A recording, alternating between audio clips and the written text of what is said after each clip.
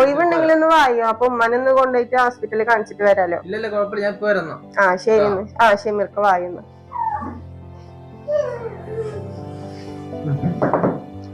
ഉമ്മ ഉറങ്ങിയാ? അതെ, സെബിക്കാക്ക് എവിടേക്കൊക്കെയോ പോണം വരണം എന്നൊക്കെ പറഞ്ഞോണ്ടിരിക്കുന്നുണ്ട്. ഷമീർഖാനെ വിളിച്ച് ഞാൻ കാര്യം പറഞ്ഞിട്ടുണ്ട്, ഇക്ക ഇങ്ങോട്ട് വരാന്നും പറഞ്ഞിട്ടുണ്ട്. പിന്നെ ഇക്ക വന്നതിന് ശേഷം ഉമ്മ വയ്യ, ഇപ്പൊ കുഴപ്പമൊന്നും ഇല്ല, ഞാനിനി ആശുപത്രിക്കൊന്നും ഇല്ലാന്ന് പറഞ്ഞിട്ട് നിക്കരുത് കേട്ടാ. ഇക്ക വിളിച്ച പോയിക്കോളുണ്ട്, ഹോസ്പിറ്റലിലേക്ക് ഒന്ന് പോയി കാണിച്ചിട്ട് വാ. ഉമ്മ എന്തൊന്നും മിണ്ടാത്ത? എന്തിട്ട് മോളെ ആശുപത്രിയിൽ പോകുന്നു?